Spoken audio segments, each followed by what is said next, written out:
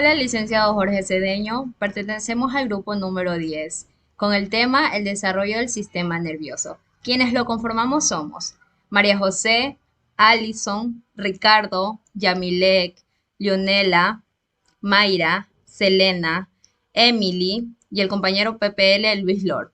Y también quien les habla, Nicole Napa. Hola, licenciado y compañeros presentes. Mi nombre es María José Cedeño. ¿Qué es el sistema nervioso humano? El sistema nervioso humano es una red compleja de estructuras especializadas que tienen como misión regular el funcionamiento de diversos órganos y sistemas.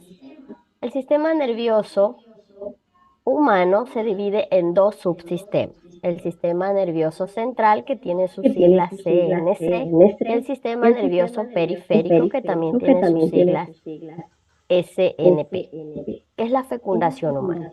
La fecundación es la unión del óvulo y el espermatozoide. Para que esto suceda, el hombre debe eyacular dentro de la mujer. Los espermatozoides se van a dirigir a las trompas de falopio y estos se van a encontrar con el óvulo maduro.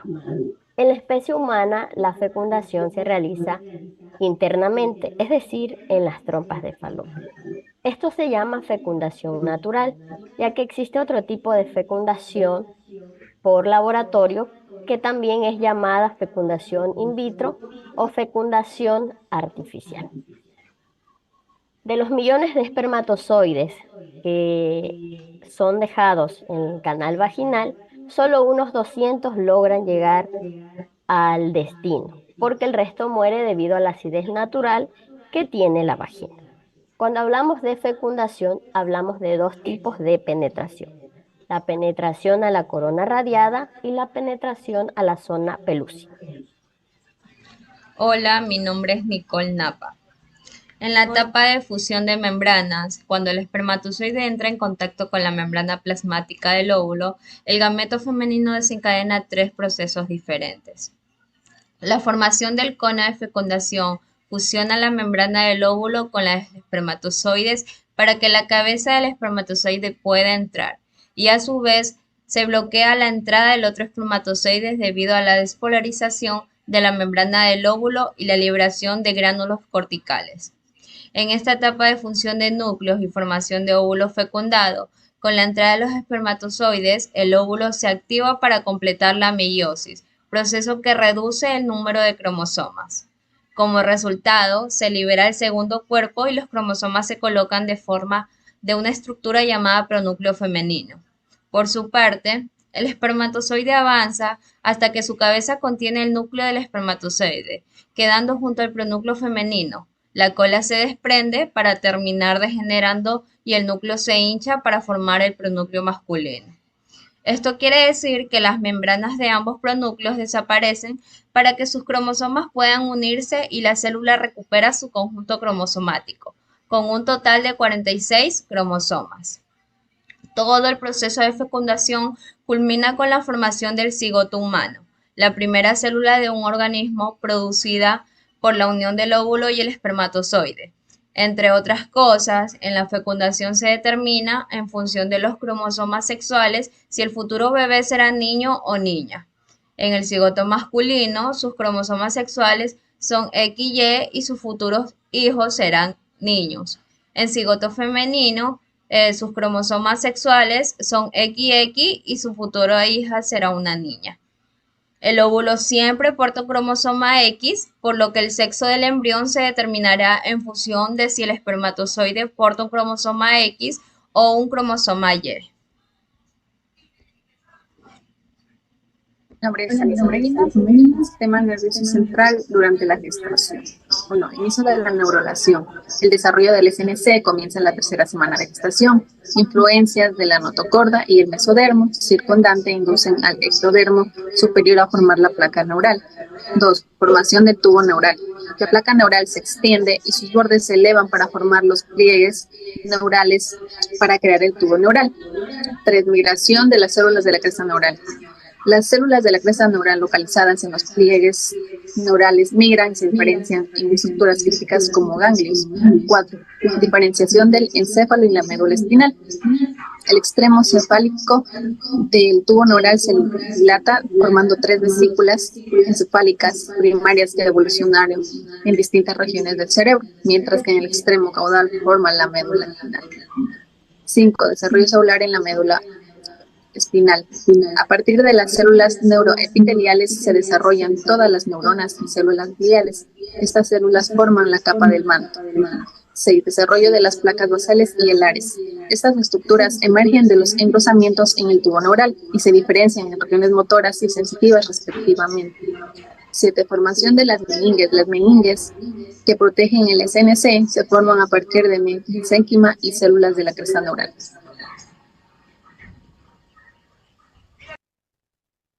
Evolución de la corteza cerebral en los humanos, desde los primeros homínidos a los humanos modernos. La evolución de los primeros homínidos hasta los humanos modernos es un proceso fascinante e increíble, que abarca millones de años de cambios biológicos. Se cree que los primeros homínidos aparecieron alrededor de unos 6 o 7 millones de años.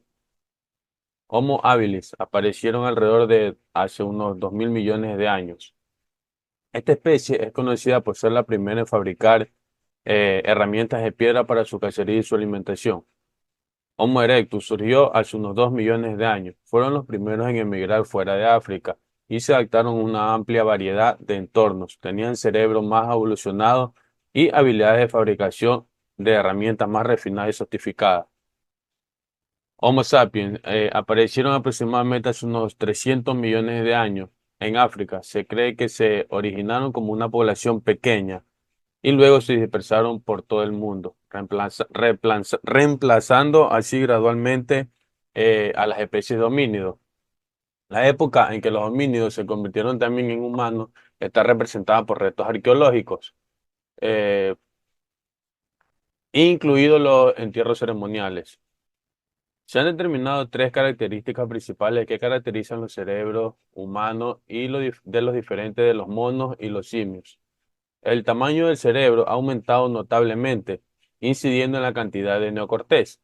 2. Algunas partes del neocortés han aumentado notablemente respecto a otras, concretamente el área prefrontal, insular, posterior y temporal. Esta región concreta son las que siguen creciendo notablemente a medida que va ocurriendo una maduración durante el desarrollo humano postnatal. 3. El número de áreas corticales ha aumentado con la evolución de los cerebros humanos.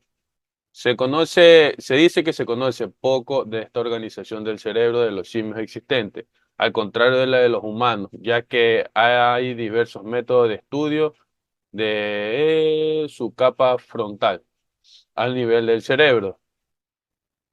A pesar de esto, la ruta de las áreas temporales a las frontales en humanos que controlan el lenguaje con una organización diferente y distinta. La segmentación del sistema nervioso. Se divide principalmente en dos estructuras. Segmentación espinal. La segmentación espinal en el embrión se desarrolla en la cuarta semana de desarrollo embrionario, como parte de la formación del sistema nervioso. La segmentación espinal se refiere a la división de la médula espinal en diferentes segmentos. Estos segmentos están numerados.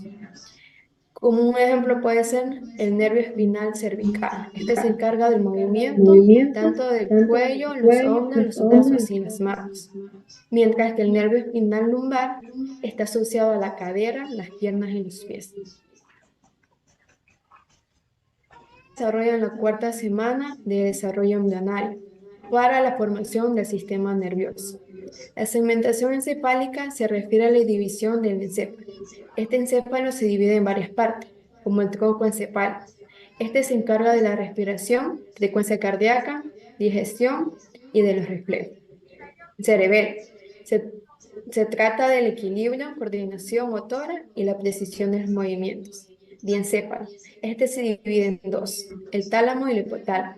El tálamo se encarga de la transmisión de información, mientras que el hipotálamo se encarga de la temperatura, del hambre, de la sed. Por último tenemos el cerebro, la parte más grande del encéfalo. Este tiene dos hemisferios, derecho y izquierdo. Este se encarga del pensamiento, la percepción, la memoria, el lenguaje y el control voluntario. Hola, mi nombre es Leonela Bravo. Siguiendo el tema, me tocó el sistema nervioso segmentario. El segmento tiene dos sectores o componentes que son sector aferente, entre ellos tenemos los receptores, nervios sensitivos, ganglios raquídeos, raíz posterior y sus ramificaciones. Y el sector intercalado, que comprende células motoras hasta anterior y lateral, raíz anterior, nervios motores raquídeos, ramos comunicantes blancos y grises, nervios autonómicos y viscerales. El sistema nervioso segmentario comprende todo el sistema nervioso periférico. El sistema nervioso intersegmentario es todo segmento que tiene un plan de organización que distribuye la información aferente, que llega por medio de la raíz posterior entre un número determinado de segmentos contiguos, posteriores o anteriores. Este proceso existe de dos maneras: mediante células intercaladas cuyos anexos salen de los límites eferentes del mismo lado del otro segmento, mediante células intercaladas cuyos anexos salen de los límites aferentes del lado opuesto de otro segmento. El sistema nervioso suprasegmentario aparece con un desarrollo posterior del sector intercalado de la extremidad cefálica o anterior del sistema nervioso. Se constituye la lámina cuadrigémina, diénfalo, cerebelo y telencéfalo. El sistema nervioso suprasegmentario es caracterizado por una encefalización, es decir, está acompañada de una serie de órganos de exploración como son los ojos, los oídos, los canales semicirculares. Hola, mi nombre es Mayra Alcíbar y yo voy a hablar de la ontogénesis del sistema nervioso. Es el desarrollo de un organismo a partir del óvulo fertilizado que pasa por un proceso de desarrollo hasta su forma adulta. Dentro de la ontogénesis encontramos los procesos de morfogénesis y gametogénesis. ¿Qué es la morfogénesis? Es el proceso biológico que hace que se desarrolle su forma. Dentro de este se da la creación del ADN por medio de los cromosomas, que contienen los genes que determinan nuestras características hereditarias, como el color de los ojos y la altura y la estatura, lo que se denomina herencia genética. Tenemos la herencia del sexo. La especie humana posee 46 cromosomas dispuestos en 23 pares. De esos 23 pares, 22 son somáticos y autosomas, y uno es una pareja de cromosomas sexuales llamados también heterocromosomas o gonosomas. La gametogénesis es la formación de gametos por medio de la meiosis a partir de las células germinales.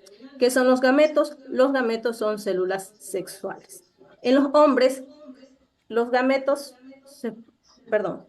en los humanos, gametos son el óvulo en las mujeres y espermatozoides en los hombres, donde se dan los procesos de ovogénesis y espermatogénesis.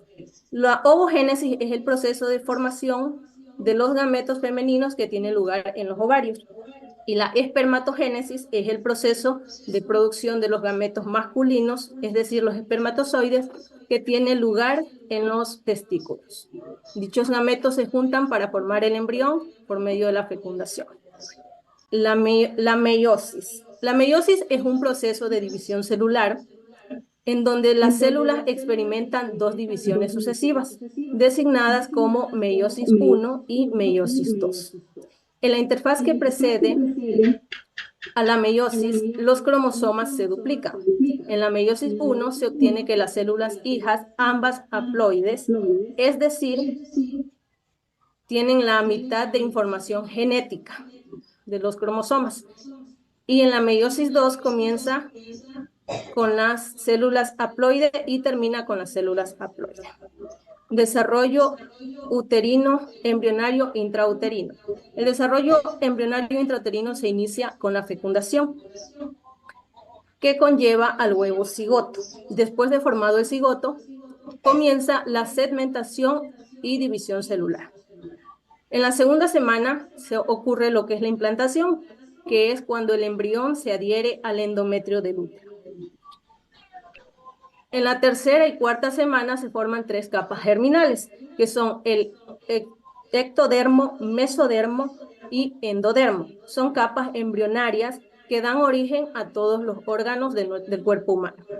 El ectodermo produce la epidermis, el sistema nervioso central, el sistema nervioso periférico, retina, iris, el cristalino, médula espinal, etc. El mesodermo da lugar a los músculos, cartílagos, huesos, sangre, la médula ósea, los vasos sanguíneos y linfáticos, riñones, uréteres y glándulas sexuales. El endodermo origina el epitelio de la faringe, de la nariz, de la lengua y de la trompa de Eustaquio. Perdón. Las amígdalas, las glándulas paratiroides y la tiroide, el hígado, el páncreas y la mayor parte del tubo digestivo, entre otros. El sistema nervioso central se origina de una precisión diferenciada, de una porción diferenciada del ectodermo llamada placa neural, y el sistema nervioso periférico se forma de células que derivan en parte de la placa neural y cresta neural. Este proceso de las 3 capas se da entre la tercera semana y cuarta semana.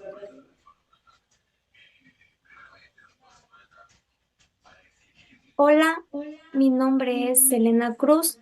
La blastulación es la función del número de ovocitos en metafase. La fecundación es la unión del óvulo y del espermatozoide para que se pueda producir un embarazo. De los millones de espermatozoides liberados por la eyaculación, tan solo uno se va a unir al óvulo y tendrá la fecundación del embrión. La segmentación es un proceso que consiste en divisiones que determinan un rápido aumento de células, es decir, genéticamente igual. La implantación es el proceso mediante el cual el blastocito se adhiere a la pared del óvulo. Comienza al final de la primera semana, después de la fecundación se extiende y al final de la segunda semana, al día 14, la formación del disco bilaminar. Durante la segunda semana ocurrirá el proceso de formación del disco bilaminar, que estará constituido por epiplasto y el hipoblasto. Comienzo de la circulación del útero placentario. La sangre pasa por la placenta, recoge oxígeno, la sangre alta en oxígeno vuelve al feto a través del tercer vaso del cordón umbilical. Hola, mi nombre es Emily Navas. La gastrulación es uno de los eventos más importantes que ocurre durante la tercera semana de gestación. Es el proceso mediante el cual en un disco embrionario bilaminar se va a convertir en un disco trilaminar. También tenemos el disco embrionario epiblasto e hipoblasto. El blastocito está transferido por la MCI, que está formada por un número relativamente pequeño de células. En este dibujo podemos ver los cambios característicos del proceso morfogenético en la formación trilaminar embrionario. Desde la cavidad amniótica, apreciándose las células del epiblasto constituyendo el nódulo de Hensen y la línea primitiva. La línea primitiva y la migración cirular están constituidos por el ectodermo y el endodermo. Ahí se inicia el proceso de gastrulación, mediante el cual se constituye la tercera capa embrionaria, que es el mesodermo, que se localizará entre las 2 capas anteriores. El ectodermo determina la capa más externa superficial del embrión, ya que formará parte de las paredes que constituyen el espacio que rodea el embrión, que es muy conocido como el saco amniótico. Mesodermo se trata de la capa que muestra los cambios morfogenéticos más llamativos, dando lugar a un gran número de órganos y aparatos. Aunque de todas las estructuras del mesodermo se desarrollarán simultáneamente en el tiempo. El endodermo se trata de la capa embrionaria más profunda, en íntima relación con el saco vitelino, es la que muestra los cambios morfogenéticos menos llamativos, adoptando una actitud aparentemente pasiva durante el desarrollo inicial.